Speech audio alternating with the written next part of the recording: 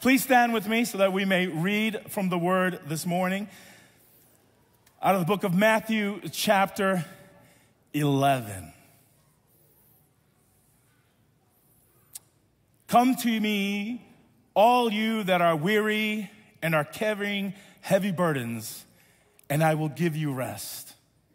Take my yoke upon you and learn from me, for I am gentle and humble in heart, and you will find rest for your souls. For my yoke is easy and my burden is light. The word of God. Please be seated.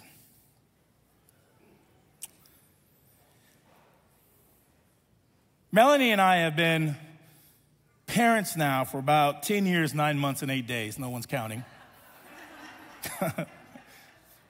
And I have to say, it's probably one of my favorite experiences as a human being. It rises right to the top. I could just, everything in my life and in my world, I could do without. It's all optional. But parenting, man, what an amazing experience for me as a human being. But there is one area, if I had to choose one, where I'm still, it's a growing area. You know how you take those strength assessments and they say, these are your strengths and then these are growth areas? I still have a probably very glaring growth area. My growth area is in the area of putting the kids to sleep. This is a rough one for me. Because it's the work of having to put kids down to sleep. It's the negotiations. Always negotiating. It's like a hostage takeover. Negotiating times. Hey, it's time to go to bed. Dad, 5 more minutes. 2, 7? No. Okay, 5. Fine, 5. Wait, no. Negotiating. It's the surprise, like the real, genuine surprise they get when you say it's time for bed, as if they haven't done this for the past 10 years. Time for bed. What? What? Every night it's time for bed at this time. Why are you surprised? It's always one thing after the other, right? Like, I get into bed and then, Dad, you know what comes next? I'm thirsty. You've been up for 15 hours and now you're thirsty at this moment. And then they use words I'm parched. How do you don't even know what that means. I'm parched. You go get them water, and then they drink it, and then, Dad, I have to use the restroom. Well, you shouldn't have had the water. Dad, tell me a story. Tell me another story. Dad, how did you and Mom fall in love? Oh, man, that's a tough one. Okay, fine, let me tell this story again. My wife is way better at the bedtime stuff. You know, we have different kinds of parenting styles, and I love that my wife has a contrasting kind of parenting style because she's Filipino, so she knows how to get it done. She comes in there's no negotiations. We're not going to talk. It's bedtime. Go to sleep. And then my kids are like, but I'm going to die. Well, you'll die rested. Go to sleep. And she'll come out of that room if I go in that room, there's no guarantee I'm coming back out till the morning. She goes into the room and she comes out a few minutes later. I'm like, what did you do? She says, I told him to go to sleep. I'm working on how to put my kids down. I put them down in the middle of the day, though.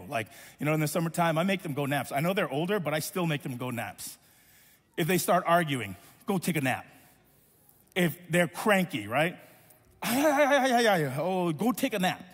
My answer to everything is go take a nap. Because growing up, in my grandmother's house, that's what she did for us. My parents worked a lot, so oftentimes they would send me to my grandparents' house. And my grandmother, who's a staunch Adventist and a proud pastor's wife, was loving but strict.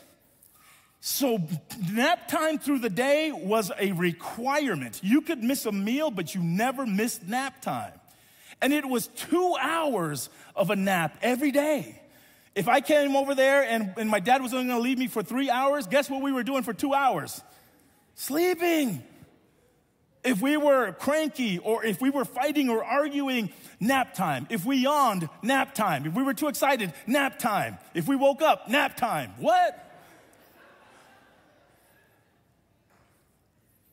My grandmother believed in nap times. You see, my grandmother, long before the CDC came out with their recommendations, long before Harvard's medicine research weighed in, my grandmother had gathered the collective wisdom of tribal mothers from generation to generation before her and knew an inescapable truth about life, that rest makes us all better people. She didn't know about the neuroceptors being formed or about how the growth hormones were moving about the body during this time. She just knew from her first-person experience in a multi-generational village where they shared stories and lived life that if people rested, they together would all be better people. And I think this idea isn't lost on Jesus. I really think that Jesus has something to do with this, that the God of the universe, the God of Genesis, the God of the Gospels, the God of Revelation is very intricately involved in what is happening with people who rest. So let's jump over to our text. Come to me, all of you that are weary and are carrying heavy burdens, and I will give you rest. Take my yoke upon you and learn from me, for I am gentle and humble in heart, and you will find rest for your souls. For my yoke is easy and my burden is light. Now, many have read this and believe that Jesus is taking a juxtaposition to the Pharisees who tend to put on heavy yokes on people. Now, Jesus would say that his burden is light and his yoke is easy. And today we would often compare how heavy that yoke was or easy that yoke is compared to the Pharisaic yokes. Pharisees who focus on Sabbath laws and purity law rituals and clean and unclean matters, 613 tenets, 10 commandments, and the strict observance of all these things. You could tell how heavy that yoke would become. And Jesus says, come unto me, for my yoke is easy and my burden is light. But if we stop for a moment and think of the book of Matthew, how Matthew was being written to a primarily Jewish community that lived after Jesus' resurrection, then maybe there's room for us to consider something different. Maybe here in the story, if we're thinking about Matthew's community, we start to see a different angle here. We notice Jesus is, in Matthew's writings, constantly being compared to Moses, connected to the lineage of David. And many stories in Matthew has a typological connection to the Old Testament. So Matthew is doing a good work for his community as he's sharing the gospel of Jesus, and they come along. We stop for a moment to think about this. The book of Matthew is being written here for a people who needs to hear Jesus in a particular way. Thus, maybe Jesus' speech Matthew is writing helps the people of Matthew's community to recognize that, one, Jesus is the lineage and the Messiah, and two, that it connects with their problems of their world then and there. Thus, maybe Jesus' speech here isn't to contrast the Jewish Pharisees so much, but instead, it's for Matthew's community who's struggling with all that's going on to remember an important value about God and about themselves. And what is this important value that Matthew would like to bestow on Matthew's community? Well, if we're thinking about this text that we read today, it's a part of a prayer. This is the second half of that prayer. And Jesus uses key words in this prayer that would awaken the faithful Jewish person to the long traditions of God's working.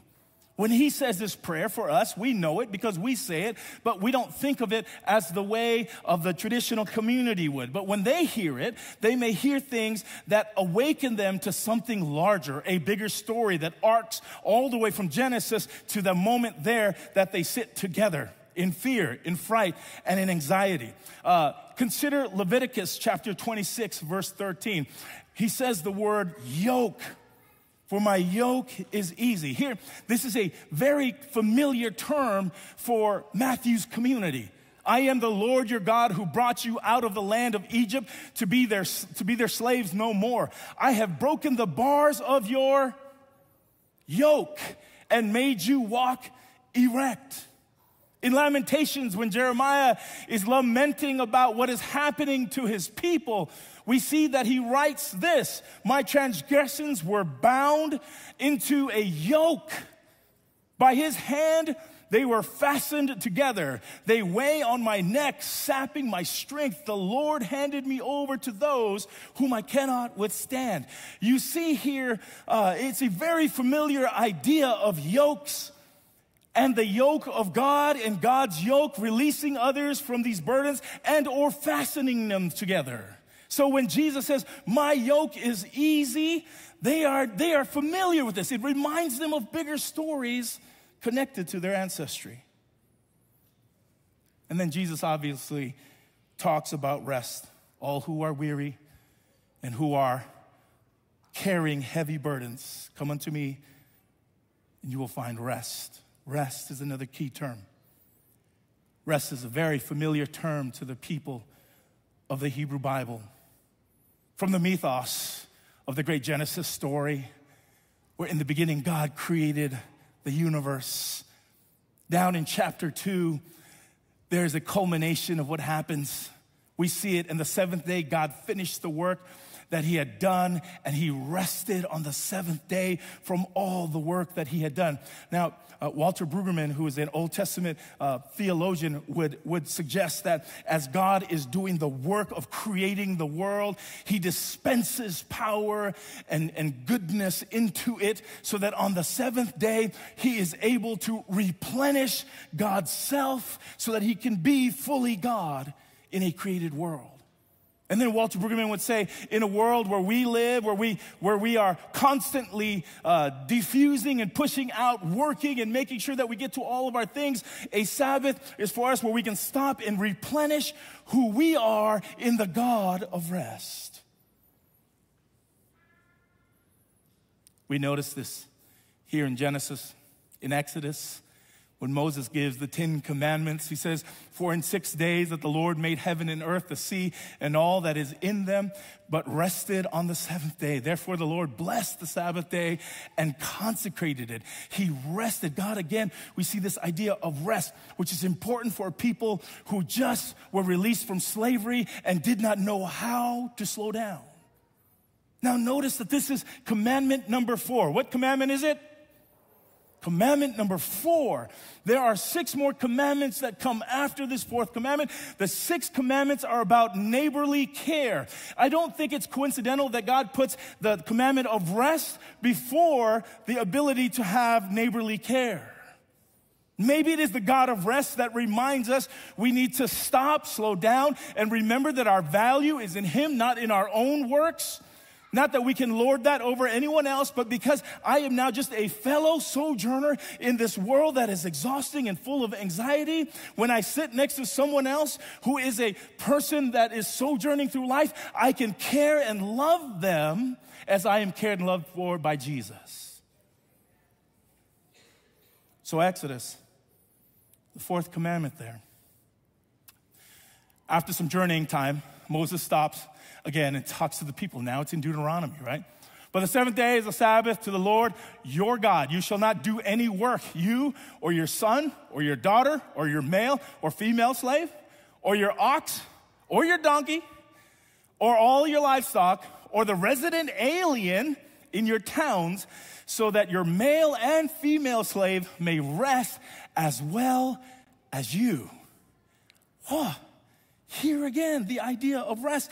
And now in Deuteronomy, what we see is that rest restores justice, restores equity, restores goodness, restores inclusion and welcome. It restores it in their homes. It restores it in their communities. It restores it to who they employ, to the immigrant, to the migrant.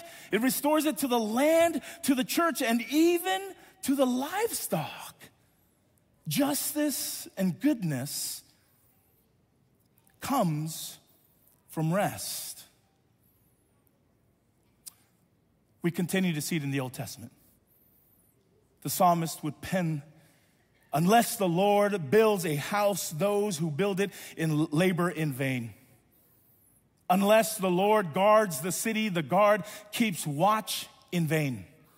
It is in vain that you rise up early and go to rest, eating the bread of anxious toil, for he gives sleep to his beloved. Psalmist recognizes that our work and our toil that creates all that anxious tension in us cannot be quenched by more work. Turn to somebody and say, stop working. Yeah, be careful though. Keep your jobs. But that anxious toil that we get, we try to fix in our world by working some more. And here the psalmist recognizes, where you get the release from your anxious toils is in God, because God is the one who gives rest. Gives rest. Finally, one more I just want to share in the book of Exodus, chapter 33. Moses had been spending time with God. They've been talking, and God been sharing about the plans. And finally, Moses says, God, I don't want to leave here unless you come with me. Moses knows just how difficult this trajectory is going to be. Moses knows that they're in a wilderness. They're a fragile people. They don't have weapons. They didn't carry any food. They're migrating through the wilderness where anything in the wilderness could kill them. It could be the weather. It could be the wild animals. It could be the lack of food. There are tons of things in this landscape that could kill them. And Moses recognizes they can't move forward unless God comes with them. Because God is their protector. God is their guide. God is their sustainer. So he says, God, don't let us go. Please come with us. And here's God's answer to what Moses said. He says, my presence will go with you and I will give you what?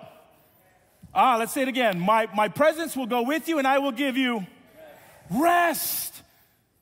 Why is this how God responds? God, when I'm in a wilderness situation, when I'm fragile, when I'm exposed and vulnerable, what I need you to be is to be the God of presence and the God of support and the God of security.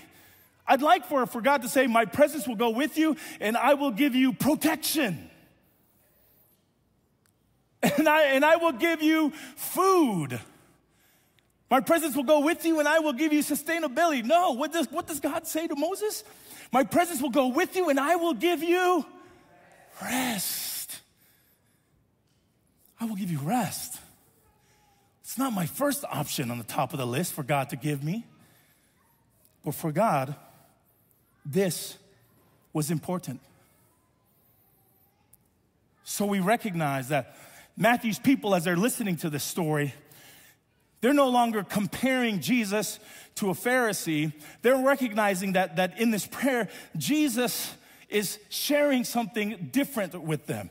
And if Jesus isn't comparing, then maybe what he's doing is reminding. And if he's reminding them, then the first portion of this prayer begins to make sense with the second portion of this prayer. If Jesus is reminding them of who God is, of the God of Genesis and the God of Abraham and Isaac and Esau, all the names, that God, if he is indeed that God, then what is that God revealing to us about life? Listen from 25, verse 25. It's a prayer. I thank you, Father, Jesus is praying, Lord of heaven and earth, because you have hidden these things from the wise and the intelligent and have revealed them to infants. Yes, Father, for such was your gracious will. All things have been handed over to me by my Father. And no one knows the Son except the Father, and no one knows the Father except the Son, and anyone to whom the Son chooses to reveal him. What is Jesus doing? Revealing. What is Jesus revealing? God. What about Jesus? What about God is Jesus revealing? The very next portion after he says that I choose to reveal to. So we now know we're all there together in the prayer, and then we say, okay, Jesus, what are you revealing about God to us at this moment? What is it? And here is where we pick up in our passage. Come to me, all who are weary and are carrying heavy burdens, and I will give you rest. Jesus is revealing the inescapable truth that God is the God of rest, and that when we rest in God, we are all better people. This invitation to get rest now falls not only on the ears of Jesus' listeners, but also on Matthew's community who gathered sometime after the actual event. This Matthean community is still oppressed by Roman citizenship and Roman occupation. They're struggling through that persecution. They're worried about food scarcity. Their value is based on the production of grain and harvesting for themselves, for the marketplace, and especially for Rome. And so there's a lot of pressure on this group of people to produce. To them, Jesus' voice here spans the whole entirety of the Bible, straight to Matthew's community, and from that community to us today.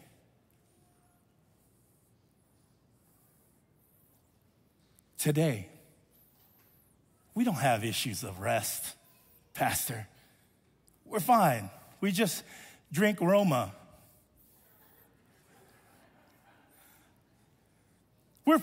Pastor, what are you talking? We don't have rest issues.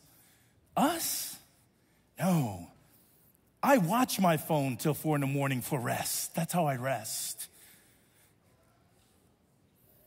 To us today, Jesus' voice reminds us that we serve not a God of power and exclusion, not even a God of protection. We serve a God of rest.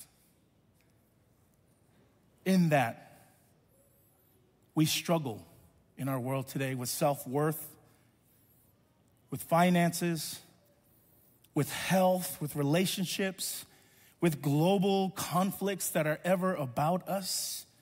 We all want to be successful. We all want to be known for something. We all want to be loved and to love. We all worry about what tomorrow might bring. And so we're always on the move. We're always doing the next thing. We're always trying to create the next financial stream. All of us are under this yoke of deception that our power is in our production. But the truth is, our power is found in our rest.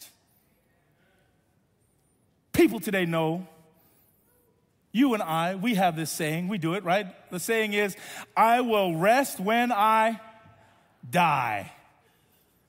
What a load of untruth.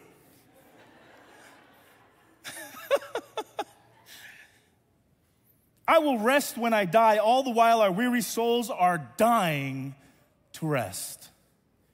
In the book of Mark, Jesus and his disciples are on a boat, and he says, we're going to go to the other side. They get on the boat. They begin to go to the other side. Storm hits, very familiar story, and the disciples begin to work out their problems. They're working because they're working for their lives, and they notice what? Jesus is not there. Jesus, in fact, is where? Sleeping. And so they rush to Jesus and they say, Jesus, don't you care that we're about to die? They were a little bit upset with Christ because they were doing all this work. They were bothered that Jesus was asleep during this storm and while their life is on the line. They're working for their life. God, I'm trying to put my life together and here you are sleeping. But the questions we ask, I think, should be appropriated to the God of rest. The question for us today shouldn't be, why is Jesus sleeping during the storm? The question should be, why aren't the disciples sleeping next to Jesus during the storm? Why aren't the disciples resting next to the God of rest during this storm? You see, rest forces me to trust God.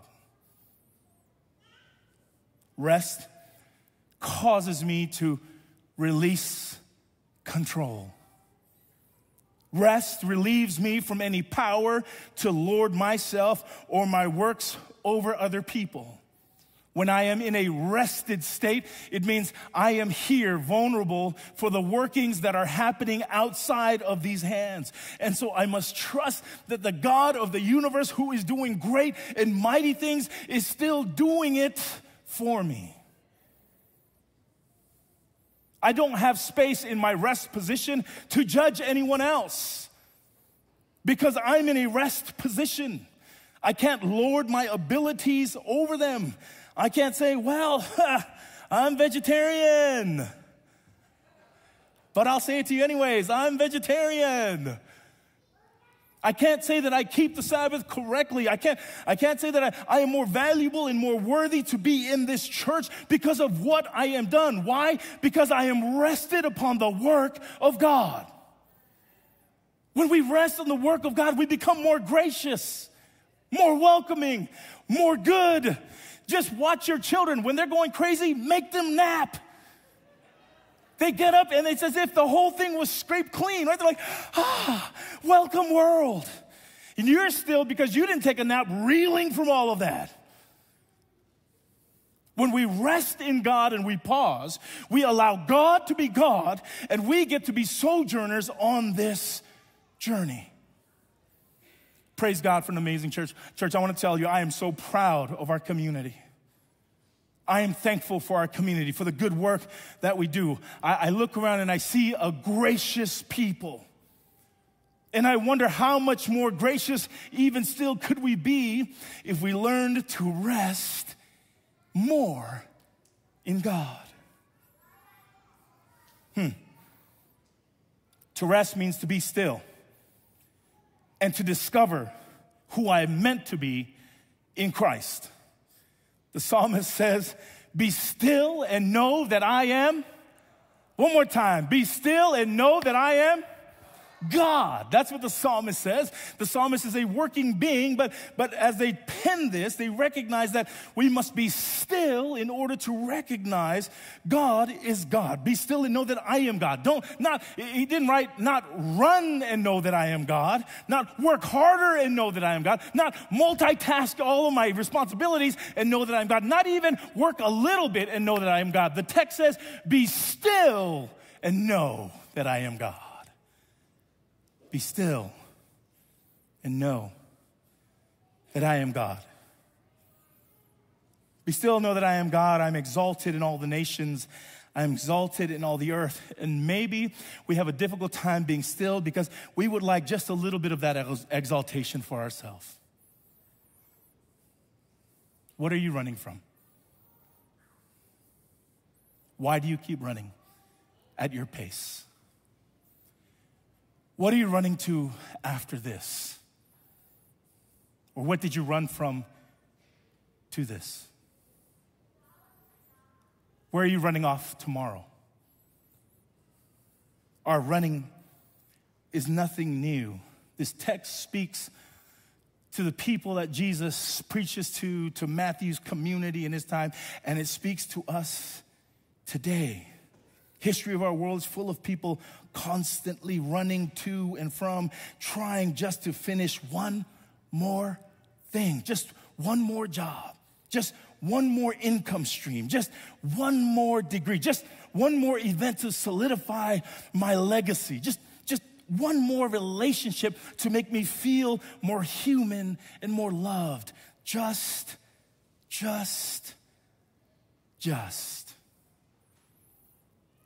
What we need to do today is we need rest. Now I realize this sermon was really just for me. I'm a hypocrite. As Paul would say, I am the chief of sinners. I asked my wife last week, I said, how do I look? She's like, oh, you look tired. And I was like, really? Because I thought I was looking pretty good. You know, I washed my face, I cleared it off, and I was like, I tried to present myself real well. And she said, yeah, you look tired. And I said, I look tired? I feel great. She's like, nope, your face tells me different. And I said, well, is this how how can I change that? She's like, actually, it's your normal look these days. Oh, solid burn, wife. The truth always scolds just a little. And I think about, why, Icky, are you constantly running? Just one more project. Just one more study. Just one more degree. Just one more class I can help with. Just this and just that. And in the midst of all that I'm doing for God, I have forgotten to sit with God. So, this sermon was for me. A reminder. Icky, you are valuable just the way you are. Whether you make another amazing feat at something or whether you never do something that progresses anywhere again. Whether you write another fantastic sermon or the rest of your sermons are not. Whether the church blossoms and falls in love with Jesus because of you and your pastoral team and their leadership and we can't get enough space, or whether everyone leaves, you are still valuable to God. To rest in the truth that there is not one more project that will make you any better. To rest in the truth that there is not one more income stream that will make you more satisfied. My wife and I, when we first got married, I was living in a 680 square foot little condo in Long Beach, 17th story. And we loved that space. We lived there for many years. Then we had our first daughter, our only daughter, our first child. Only one daughter, honey, I promise. We had a daughter, and we lived there with our daughter, and then we had our son, and there was 4 of us in 680 square feet. And our house started looking like a place where you just storage. It was like a storage unit. You'd come in and you'd come in sideways, and then you'd have to move stuff around to sit on things. And my wife says, you know what we need? I said, what do we need? She says, we just need a home. She said, if you gave me more room, there'd be less stuff. And I was like, are you sure? She's like, yeah. I said, all right. Worked my butt off. We found a place that was near to the school when the kids started going to school. We moved in there. 3 bedrooms. Hallelujah. It was like the promised land. We came into the house and you could see for just a few feet because it wasn't that big, but 3 bedrooms. Within a year, it was packed in there. What happened? We looked at each other, what did we do? And we said, you know what we need? We just need to move to some other place with an extra bathroom. That's what will do it. We'll be happy there. And we moved to Riverside, God opened the door, and there we are in this beautiful home with a backyard and space and 3 bedrooms and 2 bathrooms and a beautiful kitchen. And we said, we finally made it. Our home is going to be gorgeous. 2 weeks later, stuff. Walking into our house, he says, why?